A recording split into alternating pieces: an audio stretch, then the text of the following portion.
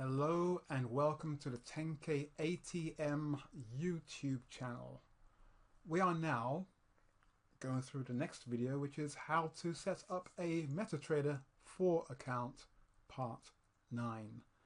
Okay, so if you'd seen parts 1 to 8, you'd know what's going on. So here, we're looking here, or we are here, and I'm thinking, it looks all very nice to me. I like these charts. I like the look of these charts. I like the way it's set up. It's pretty. Anyway, did we cover this already, the auto trading part? Because we were talking about we're going to go along here, this section here. So I'm just going to show you what's relevant to the actual course itself. So what we are building up to, we are building up to the part where we're going to load our EAs. So auto trading, not quite sure whether I did this part already, but here we go. Auto trading, this function here will be what you'll be using quite a bit, because this is all about auto trading, automatic trading. Okay, so we're going to get to that part there. This section here, if we were to click on this chart, the daily chart, this section here, this says here, if we highlight, leave it there, highlights, it says bar charts, and it shows you other options, Alt +1. But here, if we click on this little tab here, candlesticks, it'll change this to candlesticks. And within candlesticks, you can, by clicking on the right, right click on properties, you can change the colors of your candlesticks right here. Yeah. So for instance, we can just make, let's say we can, what shall we do? Let's make this red bar, this rather than red. I made some changes already. Let's make that black. No, not bar down, we don't want that. See, watch out. Bull candle, this one here. Let's make that black. And you can see, changing the colors here. So it's got a red outline, which pertains to the red bars, which means every down candle, every fall, every selling motion action will show a red candlestick. I'm not used to saying candlesticks. So let's go back into this again for you. 1 minute, properties, and we'll take away the bull candle, the middle of the white section, kind of that black. So we got green, red, buying, selling.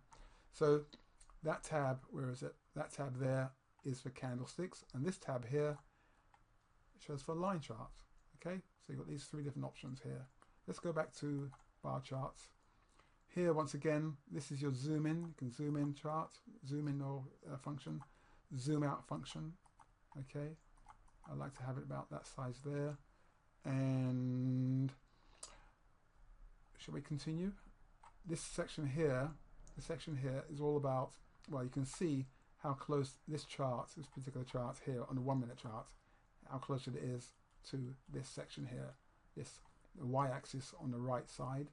So if we hover over there, it says scroll the chart to the end on tick incoming. So this is the end, and this is a tick incoming. If say for instance I want to backtest this or have a look at what's going on over here, see what happens? It keeps on jumping back to here. It keeps on jumping back or scrolling the chart to the end on tick incoming. So every time the tick moves, the time I see that price moves.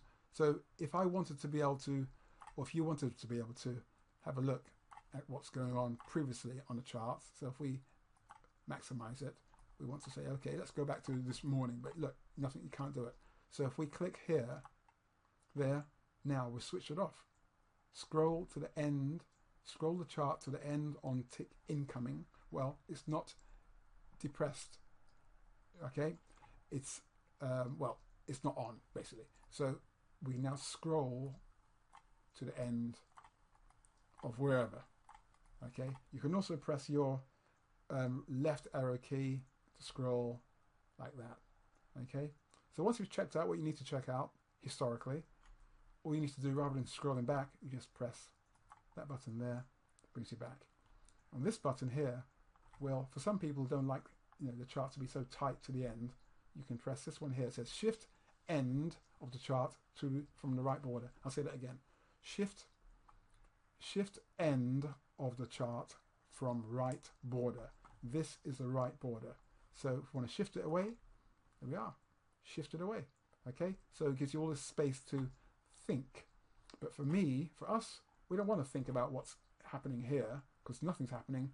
We like it to be as tight to the end as possible so we can see more or less what's going on, price action in real time. And plus, since we are using mainly auto trading, we don't really need to look at that at all. Okay, but those are the functions there. We'll stop for now and we'll move on in time. Thank you.